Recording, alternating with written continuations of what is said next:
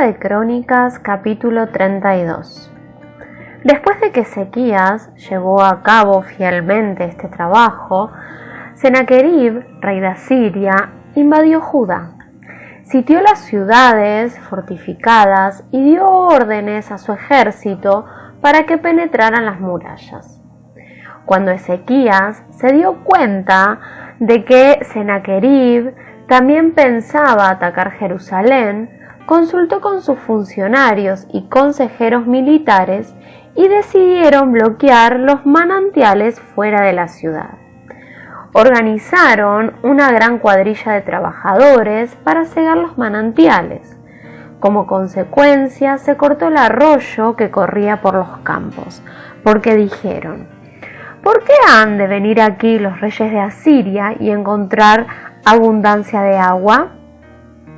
Luego Ezequías se esforzó en preparar todas las secciones caídas de la muralla, erigió torres y construyó una segunda muralla exterior a la primera. También reforzó los terraplenes de la ciudad de David y fabricó grandes cantidades de armas y escudos. Designó oficiales militares con mando sobre los habitantes y los reunió delante de él en la plaza junto a la puerta de la ciudad.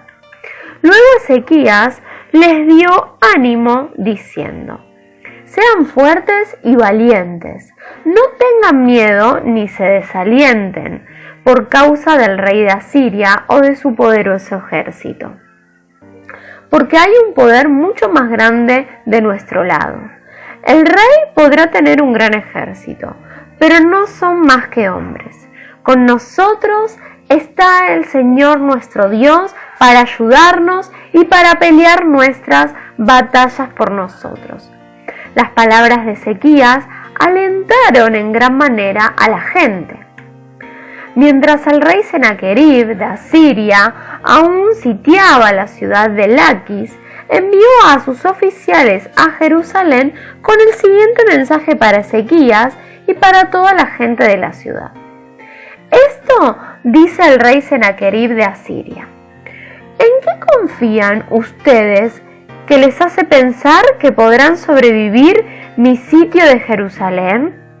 Ezequías ha dicho: el Señor nuestro Dios nos librará del rey de Asiria. Ezequías los está engañando y los está condenando a morir de hambre y de sed. ¿Acaso no se dan cuenta de que fue el mismo Ezequías quien destruyó todos los santuarios y altares del Señor? Él ordenó a Judá y a Jerusalén que se adoraran solamente en el altar del templo y que se ofrecieran sacrificios únicamente sobre él. De seguro ustedes se han dado cuenta de lo que yo y los otros reyes de Asiria antes de mí hemos hecho a todos los pueblos de la tierra. ¿Pudieron acaso los dioses de esas naciones librar a sus pueblos de mi poder? ¿Cuál de sus dioses fue capaz de librar a su pueblo del poder destructor de mis antecesores?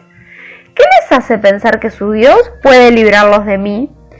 No dejen que Ezequías los engañe, no permitan que se burle así de ustedes.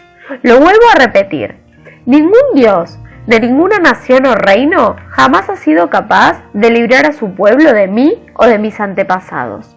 Mucho menos podrá su Dios librarlo a ustedes de mi poder. Los oficiales de Sennaquerib siguieron burlándose del Señor Dios y de su siervo Ezequías, amontonando insulto sobre insulto. El rey también envió cartas en las que menospreciaba al Señor, Dios de Israel. Escribió: así como los dioses de todas las demás naciones fueron incapaces de librar a sus pueblos de mi poder, el Dios de Ezequías tampoco será capaz de librar a su pueblo. Los oficiales asirios que entregaron las cartas gritaron esto en hebreo a las personas que se habían juntado en la muralla de la ciudad, con el fin de atemorizarlas para que luego les fuera más fácil conquistar la ciudad. Estos oficiales hablaban del Dios de Jerusalén como si fuera uno de los dioses paganos hecho por manos humanas. Entonces el rey Ezequías y el profeta Isaías, hijo de Amós, clamaron en oración al Dios del cielo. Entonces el Señor envió un ángel que destruyó al ejército asirio junto con todos sus comandantes y oficiales. Sennacherib se vio obligado a regresar a su propia tierra avergonzado. Y cuando entró al templo de su Dios, algunos de sus propios hijos lo mataron allí mismo a espada. Así es como el Señor libró a Ezequías y al pueblo de Jerusalén del rey Sennacherib de Asiria y de todos los demás que los amenazaban. Entonces hubo paz por todo el país. A partir de entonces, el rey Ezequías fue muy respetado entre las naciones vecinas y llegaron a Jerusalén muchos obsequios para el Señor junto con valiosos regalos para el rey Ezequías. Por ese tiempo, Ezequías se enfermó gravemente, así que oró al Señor, quien lo sanó y le dio una señal milagrosa. Pero Ezequías no respondió de manera adecuada a la bondad que le había sido mostrada y se volvió orgulloso. Por eso, el enojo del Señor vino contra él y contra Judá y Jerusalén. Entonces Ezequías se humilló y se arrepintió de su soberbia junto con el pueblo de Jerusalén, de modo que el enojo del Señor no cayó sobre ellos durante la vida de Ezequías. Ezequías era muy rico y altamente honrado. Construyó edificios especiales para guardar sus tesoros, plata, oro, piedras preciosas y especias, así como los escudos y otros objetos de valor. También construyó muchos depósitos para su grano, vino nuevo y aceite de oliva, e hizo muchos establos para su ganado y corrales para sus rebaños de ovejas y cabras. Construyó muchas ciudades y adquirió enormes rebaños y manadas, porque Dios le había dado grandes riquezas. Bloqueó el manantial de la parte alta de Gihón y condujo el agua por un túnel hasta la parte occidental de la ciudad de David, de modo que tuvo éxito en todo lo que hizo. Sin embargo, cuando llegaron embajadores de Babilonia para preguntar por los sorprendentes acontecimientos que habían ocurrido en la tierra, Dios se apartó de Ezequías para ponerlo a prueba y ver lo que realmente había en su corazón. Los demás acontecimientos del reinado de Ezequías y sus actos de devoción están registrados en la visión del profeta Isaías, hijo de Amós, que está incluida en el libro de los reyes de Judá y de Israel. Cuando Ezequías murió, lo enterraron en la parte superior del cementerio de los reyes, y todos los habitantes de Judá y de Jerusalén le rindieron honores en su muerte, y su hijo Manasés lo sucedió en el trono. Segunda de Crónicas, capítulo 33. Manasés tenía 12 años cuando subió al trono y reinó en Jerusalén 55 años. Hizo lo malo a los ojos del Señor y siguió las prácticas detestables de las naciones paganas que el Señor había expulsado de la tierra al paso de los israelitas.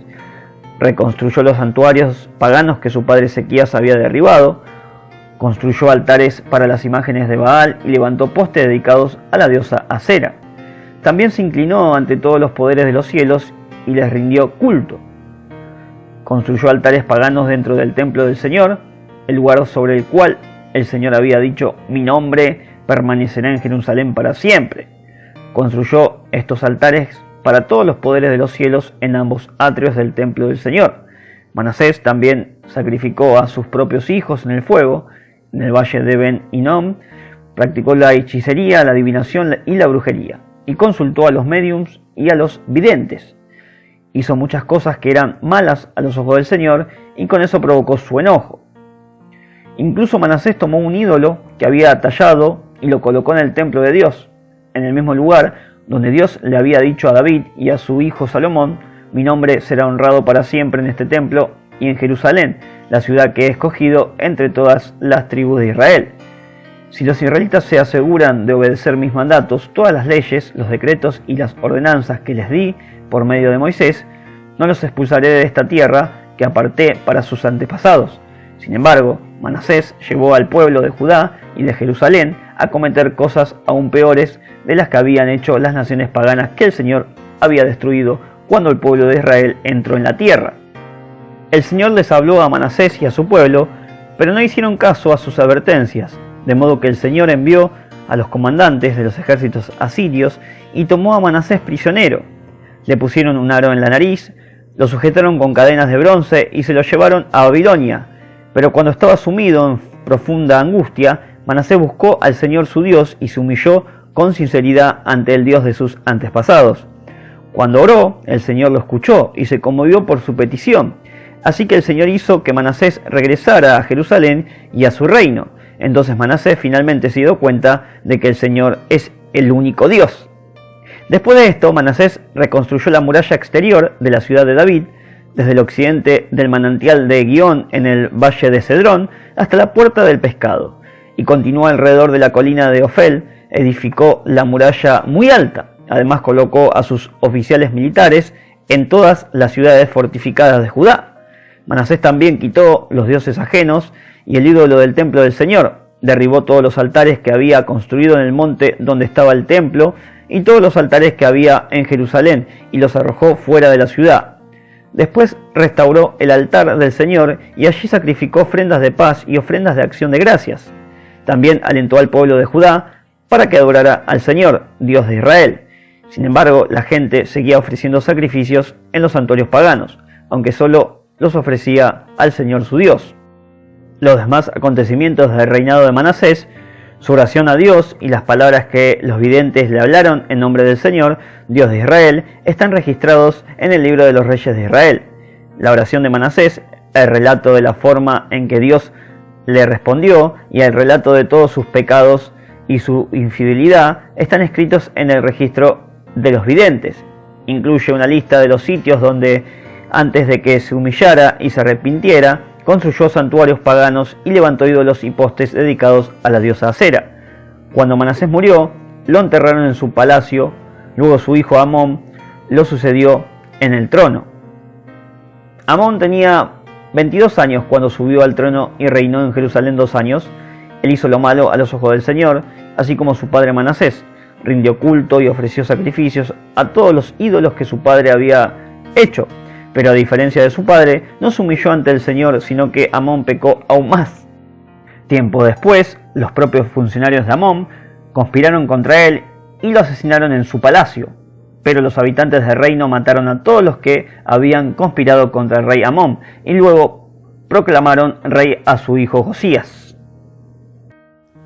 Segunda de Crónicas, capítulo 34. Josías tenía 8 años cuando subió al trono y reinó en Jerusalén 31 años. Hizo lo que era agradable a los ojos del Señor y siguió el ejemplo de su antepasado David. No se apartó de lo que era correcto. Durante el 8º año de su reinado, siendo aún joven, Josías comenzó a buscar al Dios de su antepasado David. Luego, en el año 12, empezó a purificar a Judá y a Jerusalén, destruyendo todos los santuarios paganos, los postes dedicados a la diosa Acera, los ídolos tallados y las imágenes fundidas.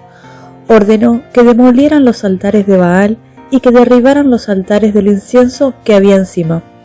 También se aseguró de que despedazaran los postes dedicados a la diosa Acera, los ídolos tallados y las imágenes fundidas, y que los pedazos fueran esparcidos sobre las tumbas de aquellos que les habían ofrecido sacrificios. Quemó los huesos de los sacerdotes paganos sobre sus propios altares y de esta manera purificó a Judá y a Jerusalén. Hizo lo mismo en las ciudades de Manasés, Efraín, Simeón e incluso hasta tan lejos como Neftalí y en las regiones que las rodean. Destruyó los altares paganos y los postes dedicados a la diosa Acera y redujo los ídolos a polvo. Derribó todos los altares del incienso en toda la tierra de Israel y finalmente volvió a Jerusalén. En el año 18 de su reinado, después de haber purificado el país y el templo, Josías encargó a Safán, hijo de Azalía, a Maaseías, el gobernador de Jerusalén, y a Joa, hijo de Joacás, el historiador real, para que repararan el templo del Señor su Dios. Estos hombres le dieron al sumo sacerdote Hilcías el dinero que habían recaudado los levitas que servían como porteros en el templo de Dios. Las ofrendas las traían la gente de Manasés, de Efraín y los que quedaban de Israel. al igual que la gente de todo Judá, de Benjamín y de Jerusalén. El sumo sacerdote les confió el dinero a los hombres designados para supervisar la restauración del templo del Señor. A su vez, ellos pagaban a los trabajadores que hacían las reparaciones y la renovación del templo. Contrataron carpinteros y constructores, los cuales compraban piedras labradas para las paredes y madera para las vigas y los soportes. Restauraron lo que los reyes anteriores de Judá habían permitido que cayera en ruinas. Los obreros servían fielmente bajo el liderazgo de Jaat y Abdías, levitas del clan de Merari, y de Zacarías y Mesulam, levitas del clan de Coat. Otros levitas, todos músicos hábiles, quedaron encargados de los trabajadores de los diversos oficios, incluso otros ayudaban como secretarios, oficiales y porteros. Mientras sacaban el dinero recaudado en el templo del Señor, el sacerdote Hilcías encontró el libro de la ley del Señor que escribió Moisés. Hilcías le dijo a Safán, secretario de la corte: «He encontrado el libro de la ley en el templo del Señor». Entonces Hilcías le dio el rollo a Safán. Safán llevó el rollo al rey y le informó: «Sus funcionarios están haciendo todo lo que se les asignó. El dinero que se recaudó en el templo del Señor ha sido entregado a sus supervisores y a los trabajadores». Safán también le dijo al rey: «El sacerdote Hilcías me entregó un rollo», así que Safán se lo leyó al rey. Cuando el rey oyó lo que estaba escrito en la ley, rasgó su ropa en señal de desesperación. Luego dio las siguientes órdenes a Hilcías, a Ahicam, hijo de Safán, a Abcor, hijo de Micaías, a Safán, secretario de la corte, y a Asaías, consejero personal del rey: «Vayan al templo y consulten al Señor por mí y por todo el remanente de Israel y de Judá. Pregunten acerca de las palabras escritas en el rollo que se encontró, pues el gran enojo del Señor ha sido derramado sobre nosotros, porque nuestros antepasados no obedecieron la palabra del Señor. No hemos estado haciendo todo lo que este rollo dice que debemos hacer». Entonces Hilcías y los otros hombres se dirigieron al barrio nuevo de Jerusalén para consultar a la profetisa Hulda. Ella era la esposa de Salum, hijo de Tikva, hijo de Arjas, el encargado del guardarropa del templo. Ella le dijo: «El Señor, Dios de Israel, ha hablado. Regresen y díganle al hombre que los envió, esto dice el Señor: traeré desastre sobre esta ciudad y sobre sus habitantes. Todas las maldiciones escritas en el rollo que fue leído al rey de Judá se cumplirán, pues los de mi pueblo me han abandonado y han ofrecido sacrificio a dioses paganos. Estoy muy enojado con ellos por todo lo que han hecho. Mi enojo será derramado sobre este lugar y no se apagará. Vayan a ver al rey de Judá, quien los envió a buscar al Señor, y díganle: esto dice el Señor, Dios de Israel, acerca del mensaje que acabas de escuchar. Estabas apenado y te humillaste ante Dios al oír las palabras que Él pronunció contra la ciudad y sus habitantes. Te humillaste, rasgaste tu ropa en señal de desesperación y lloraste delante de mí arrepentido. Ciertamente te escuché, dice el Señor. Por eso no enviaré el desastre que he prometido hasta después de que hayas muerto y seas enterrado en paz. Tú mismo no llegarás a ver la calamidad que traeré sobre esta ciudad y sus habitantes. De modo que llevaron su mensaje al rey. Entonces el rey convocó a todos los ancianos de Judá y de Jerusalén. Luego subió al templo del Señor junto con todos los habitantes de Judá y de Jerusalén, acompañado por los sacerdotes y los levitas. Toda la gente, desde el menos importante hasta el más importante.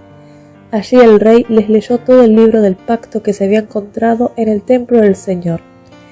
El rey tomó su lugar de autoridad junto a la columna y renovó el pacto en presencia del Señor.